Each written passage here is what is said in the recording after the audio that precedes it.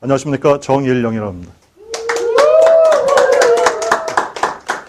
저와 한 40분 동안 저희 한국의 제조산업이 한 30% 정도 있어요. 굉장히 다른 선진국보다 한 10몇 프로가 많은 그런 나라인데도 불구하고 아직 4차 산업혁명이 좀 이렇게 빨리 가지는 않고 있다라는 그런 느낌을 갖고 있습니다. 그래서 오늘은 그 부분에 대해서 저희 강사님들하고 같이 알아보는 시간을 갖겠습니다.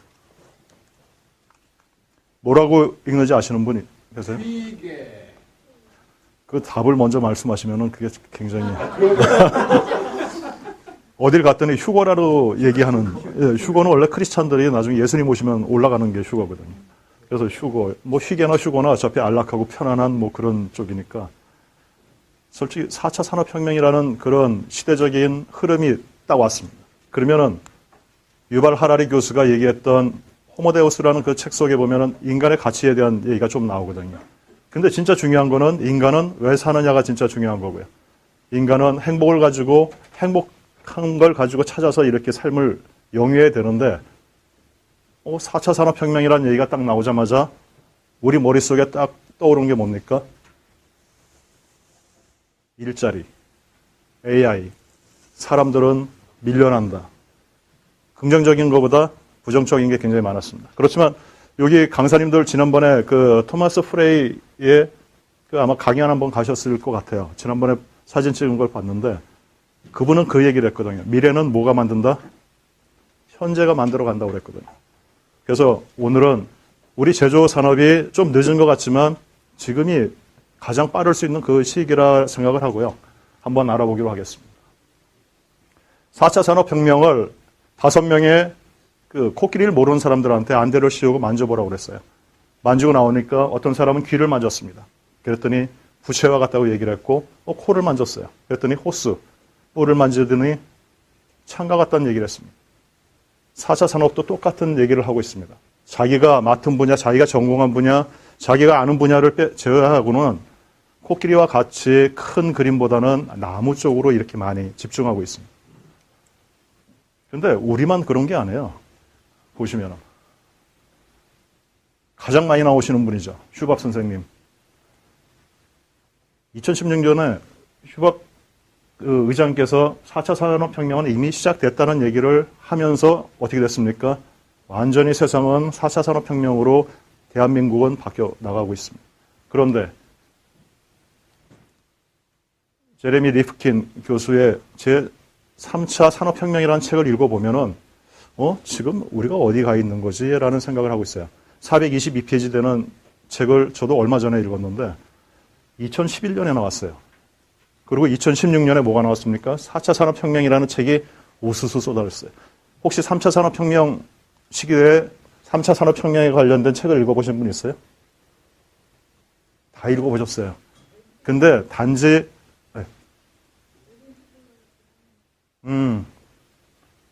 예. 솔직히 저희는 그 시대에 맞춰서 책을 굉장히 많이 읽었어요. 근데 단지 그 앞쪽에 3차 산업혁명이라는 말이 없었어요. 왜? IT, 기술, 자동화, 최적화 이런 거거든요. 우리 그냥 봤어요. 단지 여기에는 이 글자가 들어갔을 뿐이지 지금이 기회다라는 얘기로 딱 나올 수 있는 거거든요. 석학들도 이러고 있습니다. 근데 뭐 우리라고 그러지 마, 뭐 그렇게 해도 상관이 없는 것 같아요. 당연히 그럴 것이다라는 거죠. 그래서 시대적인 그 흐름을 한번 다시 우리는 이렇게 짚어보고 진짜 우리가 산업혁명이 3차인지 4차인지를 먼저 명확히 알고 4차 산업혁명이 뭔지를 근본을 먼저 꿰뚫어 봐야지만이 지금 우리가 무엇을 해야 될 것인가를 이렇게 방향을 좀 잡을 수 있다고 생각을 했어요.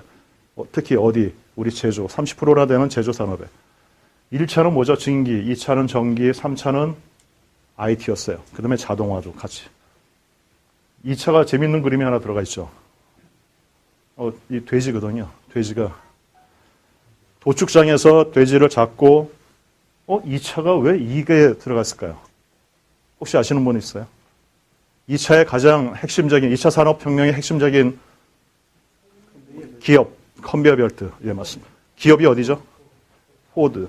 포드의 T1이라는 시리즈가 있었어요. 자동차. 포드가 고민을 했어요. 왜 한 곳에서 자동차를 뼈대부터 시작해서 다 만들던 시대였어요. 근데 어느 날 도축장에 딱 가서 이렇게 보고 있는데 고개가 가는데 점점 하더니 나중에 뼈만 남는 거예요. 만약에 이걸 거꾸로 붙인다면 돼지를 한 마리 만들 수 있다라고 생각을 했어요. 그래서 컨베이어 벨트가 나왔어요. 그래서 여기 이제 이게 들어갔고요. 오늘은 그게 주가는 아니고요. 그게 나와가지고 그런 거고. 모든 3차까지의 모든 산업혁명은 뭘 줬습니까? 우리한테 생산성 향상을 줬어요. 그 다음에 고용 창출을 줬어요. 단지 3차에서는 고용이 떨어졌어요. 왜? IT 때문에. 전산화 때문에 사람은 줄었지만 그 시기적인 뭐가 있었습니까?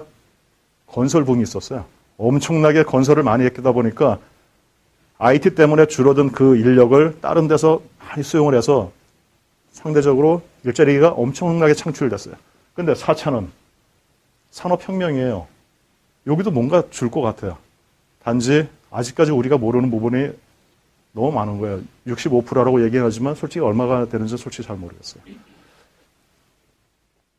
이런 시대들이 계속 막 혼잡하게 있어요. 그래가지고 재작년에 한국능률협회하고 한국인더스트리 4.0 협회에서 조사를 했습니다. 조사를 했는데 400개 기업에 4차 산업혁명이 들어왔습니다. 여러분들은 어떤 솔루션을 가장 먼저 도입하고 싶겠습니까? 딱 질문 하나 던졌더니 쫙 나왔어요. 첫 번째 빅데이터부터 쭉 IT까지. 모르는 거 혹시 없으실 것 같아요. 왜? 저희는 4차 산업혁명을 하면서 이제 이쪽 부분은 많이 봤으니까. 다 무슨 IT까지 뭐죠? 3차 산업혁명의 기술들이에요. 뭐야 도대체? 우리 지금 4차 산업혁명이라고 얘기하고 솔루션을 얘기하라고 그랬더니 얘기하는 게 CPS 빼놓고는 다 3차 산업혁명의 기술들을 요구하고 있어요. 왜 그럴까? 왜 그럴까요? 왜 그러지? 진짜 우리는 3차 산업혁명의 연장선상이라는 리프킨 교수의 말이 맞는 거 아닌가라는 생각을 하게 돼요. 3차 산업혁명은 뭐죠? 기본적으로 자동화, 전산화, 최적화 요 세 가지가 산업 현장에 기본적으로 들어가는 기술들이었어요. 그리고 키워드였어요. 기술은 솔직히 IT지만 이 부분이 키워드였는데 4차는 바로 전 시간에는 5G로 이제 딱 못을 박았지만 4차라고 얘기할 때 키워드가 뭘까요? 네? 자율. 첫 번째 그 단어가 나오면 안 되는데 꼭. 전문가들이 강해졌다. 다음부터는 피교육생을 바꿔주십시오. 4차는 자율이에요. 3차까지는 뭐가 됐습니까? 물리적, 기계와 생물학적, 사람과 관계가 분리됐었어요. 근데 4차가 되면서 어떻게 됐습니까? 융합이 되고 사이버까지 융합이 되는 시대로 돌아버렸어요. 그래서 지금은 자율에 대한 부분이 굉장히 막 이렇게 얘기가 나오는데 우리는 자율하고 멀리 떨어져 있어요. 그래서 제가 하나의 사례를 가져 나왔습니다. 이 수치가 뭘까요? 혹시 아시는 분? 120만. 전 세계적으로 120만. 미국에 3만 5천, 중국에 26만, 한국에 5천. 예? 로봇. 제가 요거를 왜 그려놨을까요? 예? 아니 내가 현대자동차에 나온 것도 아닌데 왜? 이게 뭐냐면은 120만이라는 숫자가 전 세계적으로 자동차 사고로 죽은 사람의 수예요. 어마어마해요. 한마디로 해서 세계 대전이 일어난 그 수치만한 사람이 죽고 있어요. 그러면 누군가 그런 생각했을까요? 만약에 이걸 자율로 한다면 저 숫자를 줄이지 않았을까? 줄일 수 있을까 하는 생각을 했을 겁니다. 만약에 자율로 했을 때 얼마 정도 줄일 것 같아요? 90%. 예. 그러면은 120만에서 12만의 그 사상자는 있지만 108만은 어떻게 합니까? 생명을 연장할 수 있는 거예요. 그게 매년 그만한 수치의 사람이 계속적으로 살아있다는 거죠. 한마디로 말해서 우리가 죽는 확률이 점점 떨어질 수 있다 이거죠. 자동차로. 이런 게 뭐냐면 자율로 인해서 굉장히 좋아지는 게 있으면서 변화가 굉장히 많아져요. 뭐가 없어집니까? 가장 먼저 없어질 거. 자율하면은. 대리운전. 예, 운전자가 없어지겠죠. 뭐 택시 하시는 분들도 없어질 수 있지만 호텔도 안 돼요. 왜 안 될까요? 차를 호텔처럼 만들면은 그냥 차 안에 있으면 되거든요. 왜? AI가 몰 거니까. 예, 그래서 그런 숙박시설도 없어져요. 굉장히 많은 게 없어지는 것 같지만 이 자율 자동차 하나를 위해서는 엄청난 뭐가 필요합니까? 요소들에 필요한 일자리가 엄청나게 늘어나는 저 자동차 하나만 돼. 없어지는 것보다 늘어나는 게 굉장히 많아지고 가장 큰 게 뭐겠어요? 차 안에서 놀 수 있는 거. 심심하잖아요. 예전에 운전이라도 했는데 뭐 그렇다고 뭐 5명 모이면 고소도 3명 모여도 뭐 그런 식으로 해서 놀이하는 게 굉장히 일자리 중에 가장 그런 거 발명하는 사람들이. 이렇게 자율이라는 거는 우리한테 앞으로는 그쪽으로 이제 많이 갈 것이다라는 건데 그러면 또 한 가지 우리가 좀 더 명확하게 알 필요가 있는 게 그렇다면은 그 자율을 위해서 기술이 뭐야? 라는 생각을 하게 됩니다. 1차는 증기였고 2차는 전기였어요. 3차는 IT였고 4차는 뭐 IoT 얘기도 하고 AI 얘기도 하고 굉장히 많은 얘기를 하는데 자율을 위해서 꼭 필요한 기술이 있어요. CPS라는 기술인데 미국부터 시작을 했지만 이 단어에 대한 그 친근감이 굉장히 떨어져요. CPS라는 게 뭐냐면은 사이버 피지컬 시스템이에요. 한마디로 말해서 물리적, 생물학적, 기계와 사람, 그 다음에 사이버가 경계가 모호해요. 그러면서 융합을 하는 게 4차 산업혁명이고 그게 CPS에 추구하는 기술이다. CPS가 되려면 기본적으로 5G도 필요하겠죠. 왜? 센싱이 빨라야 되니까. 자율자동차 같은 경우. 또 뭐가 필요합니까? IoT가 늘어나요. AI가 있어요. 그런 모든 기술들이 다 같이 발전을 하게 될 겁니다. 그렇다면 우리 진짜 스마트 팩토리가 뭔가를 한번 이렇게 정의를 할 필요가 있어요. 야, 우리 4차 산업 하는데 4차 산업 왜 하는 거야? 라고 한번 질문을 할 수 있어요. 4차 산업 왜 합니까? 라는 거예요. 산업체가 꼭 제조업만 있는 건 아니죠. 서비스업도 있고 다양하게 있지만. 4차 산업을 하는 가장 큰 이유가 있어요. 뭐냐? 살아남기 위해서 하는 거예요.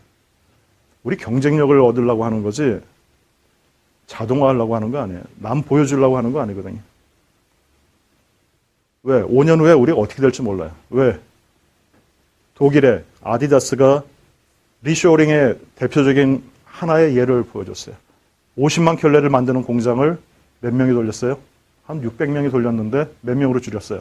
10명으로 줄여버렸어요. 경쟁력이 엄청난 경쟁력을 얻었어요. 일자리에 그 사람들은 좀 다른 쪽 일을 해야 되겠지만 경쟁력 면에서 우리는 앞으로 이대로 가다가는 어떻게 될지 몰라요. 그렇기 때문에 우리가 지금 뭘 해야 된다? 스마트 팩토리, 4차 산업혁명을 해야 되는 거죠. 살아남기 위해서. 우리의 후손들이 대한민국이라는 그 국호를 쓰면서 살아남기 위해서는 꼭 해야 돼요. 그냥 넘길 일은 아니라 이거죠. 그러기 위해서는 어떻게 해야 된다? 우리가 뭘 해야 될지를 명확히 알아야 돼요. 지금 컨설팅을 어떻게 하냐면은 저희도 이제 컨설팅을 이렇게 하는 친구들하고 같이 하다 보면은 기본적으로 4차 산업혁명, 스마트 팩토리라는 정의를 딱 하는 거에 보면은 제조업과 ICT의 보다 융합이다라는 정의를 딱 내려버려요. 그게 그러다 보니까 꼭 이 ICT에 맞춰서 우리의 모든 거를 맞추는 쪽으로 컨설팅을 많이 해요. 그래가지고는 안 되는 거거든요. 왜? 내가 5년 후에 경쟁력이 있을 게 뭔지를 먼저 알아야 돼요. 내 핵심 가치가 뭔지를 알고 핵심 역량이 뭔지를 알고 나의 10년 후에 먹거리가 뭔지를 알고 거기에다 뭘 붙여야 된다? ICT를 붙여야 되는 거예요. 그래야지 그게 더 강해지는 거죠. 근데 우린 거꾸로 하고 있어요. 그래서 그런 것들을 좀 바로잡아야 되겠다라는 거고요. 근데 그래서 뽑아냈어요. 그래서 ICT를 붙였어요. 우리 제조 산업들이 이제 막 이제 좋아지기 시작해요. 그걸로 끝날까요? 아니죠.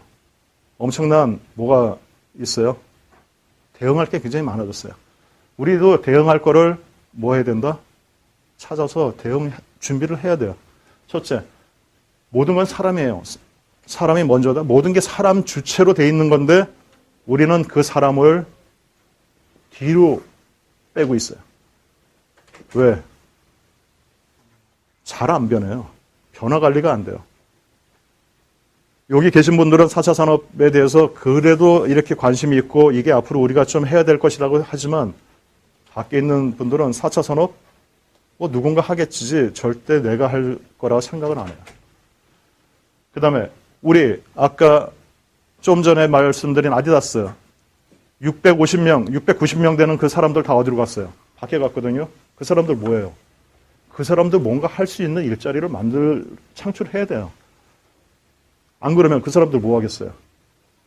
그런 것까지도 다 고려를 하면서 4차 산업은 준비해야 된다 이거죠. 또 인간의 가치. 유발 하라리 교수 맨 처음에 뭐 인간의 가치 얘기했지만 일자리가 점점 없어져요. 그리고 가만히 앉아 있어도 뭐가 나와요? 이제 로봇이 버는 걸로 우리 이제 먹고 살 수 있어요. 양 교수님, 뭐 손을 들어 뭐 질문 있어요? 예, 죄송합니다. 점점적으로 우리는 인간의 가치, 인문학, 인성적으로 점점 떨어집니다. 저희 다행히 좀 전에 우리 박 교수님이 가시는 바람에 제가 이 말씀을 드릴 수 있어요. 뭘 드리냐면 2005년에 뭐가 있었습니까? 대한민국에 태풍처럼 샥 지나간 문학이 하나 있었어요. 인문학. 지나간 게 아니라